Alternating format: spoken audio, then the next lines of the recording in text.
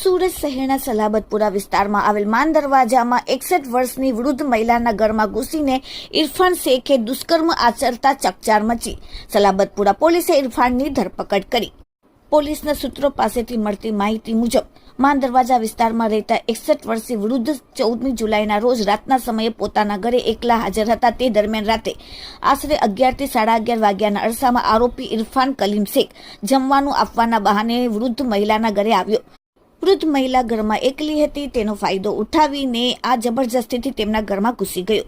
ઘરમાં ઘૂસ્યા બાદ ઇરફાને વૃદ્ધાનું મોઢું દબાવી દીધું. તેની મરજી વિરુદ્ધ બળજબરીપૂર્વક શારીરિક સંબંધ બાંધીને દુષ્કર્મ ગુજાર્યું.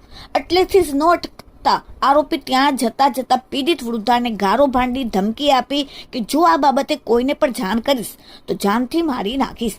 આ ધમકીના કારણે આધેડ મહિલા પહેલા તો શરૂઆતમાં ગભરાઈ ગઈ હતી. જોકે આરોપીની ધમકીથી ગભરાઈ જવાને બદલે પીડિત વૃદ્ધાએ હિંમત દાખવી સમગ્ર ઘટના અંગે સલાબતપુરા પોલીસ મથકમાં જઈને ઇરફાન શેખ વિરુદ્ધ ફરિયાદ નોંધાવી. પોલીસે પીડિતાની ફરિયાદના આધારે આરોપી વિરુદ્ધ દુષ્કર્મ અને જાનથી મારી નાખવાની ધમકી આપવા બદલ ગુનો નોંધીને કાયદેસરની કાર્યવાહી હાથ ધરી અને પોલીસે ગણતરીના કલાકોમાં જ આરોપી ઇરફાન ઉર્ફે મિસ્ત્રીની ધરપકડ કરી લીધી છે. Bureau report, daily India TV, Surat.